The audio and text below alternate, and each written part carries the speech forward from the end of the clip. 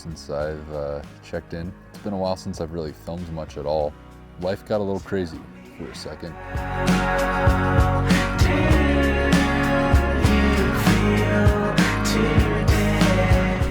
Alright, so my Tempe camera, just picked up my camera. It was like a 6-week repair. It's been an expensive month. I had to spend a shit ton of money on my truck. I had to completely redo my front end suspension, paid a pretty penny to get my camera repaired, and I'm finally getting back on the road after starting and stopping several times. Shit breaks, but here we are. Kind of refreshed. Feels like I got a new vehicle, feels like I got a new camera, and we're gonna hit it.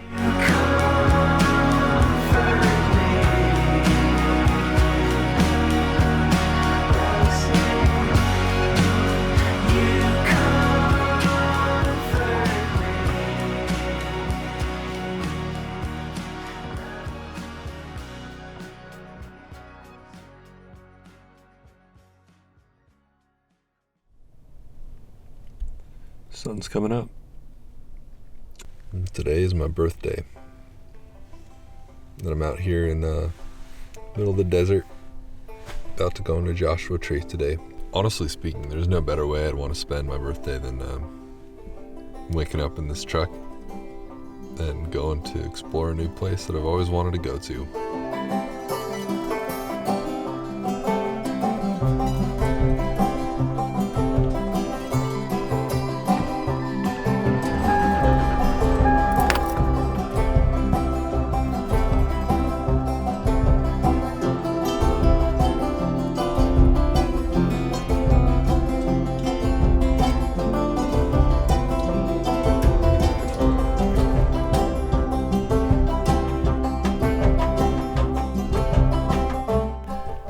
Gorgeous out here. Sunsets, pink and feathery, and it's a weird thing to say, isn't it? Pink and feathery? I don't know. Sun's going down. Took a shower after getting to camp today. That was great. I feel like a new man. And yeah, it's been a great birthday, man. Just got to drive around Joshua Tree today and enjoy this trip again. And my truck was out of commission for a couple days. I got it back in time for my birthday and in time to get out here to Joshua Tree and hit the road again, and I'm really grateful for that. And it's been an awesome day.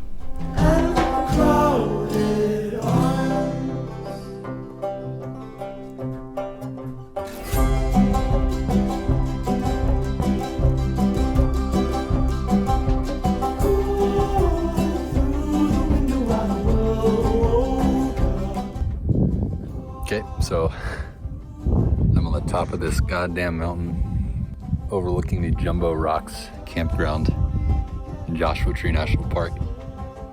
And it's gorgeous. And I'm feeling pretty high on life right now.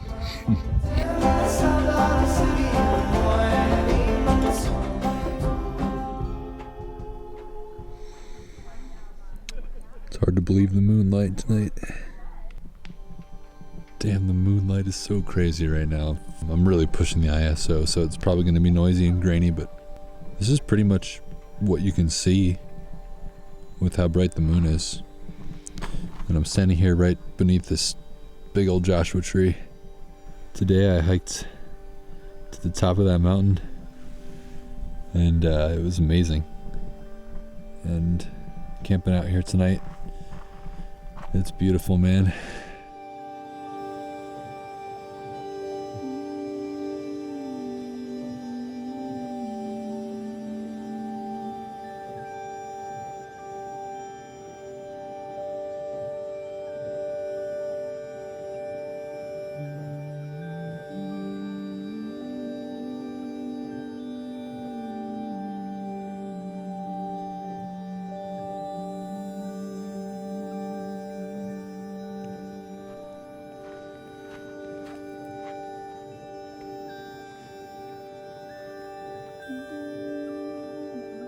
Since I left Phoenix, it's been an awesome time.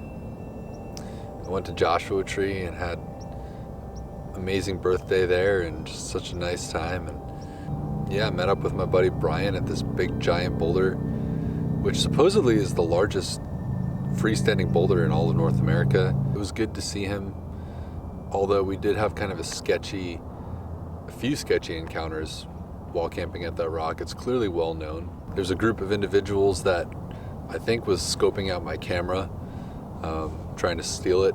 While I stepped away for a moment, Brian said that there was a dude that walked over, was eyeing it, and then as soon as Brian saw him, he 180, like pivoted, and then walked away.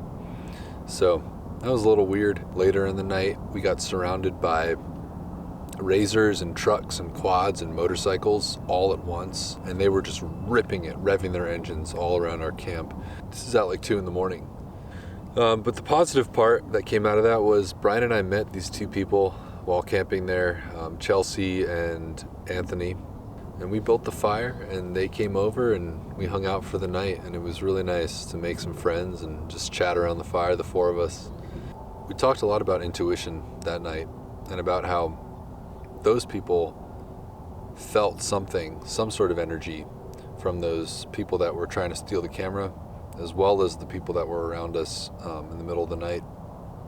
And we talked about how you can kind of feel people's energy, positive or negative. And I wanted to share a poem that Brian wrote, actually, that night. I remember looking over at one point in the night and seeing Brian writing by the firelight, like furiously. Intuition. That's what they say once you're full. You flex your inner dog. You make your home under a large boulder that exists only in your mind. You breathe tiny rocks made of us. Smile and remember good company is around the fire, fending off the wolves on a full moon night. My friend and I arrive at a rock at noon. People who are local call it the biggest boulder in the 9 planets since Saturn. I call it serendipity. We'll laugh and get drunk until we fall off the promises of our faces. We'll remember each other until we're dead.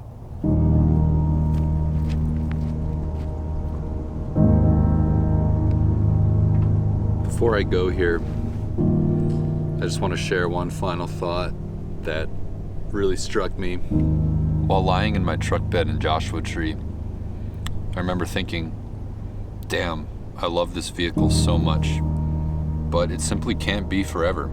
And then I realized that that same thing applies to my friends and my family, who also won't be around forever. And in that moment, I realized that so much of life is loving those things and people around us, while embracing that one day we will no longer have them. So I think we should love more while we can. We can always expand our capacity to love. In fact, it might be the only thing that is actually endless.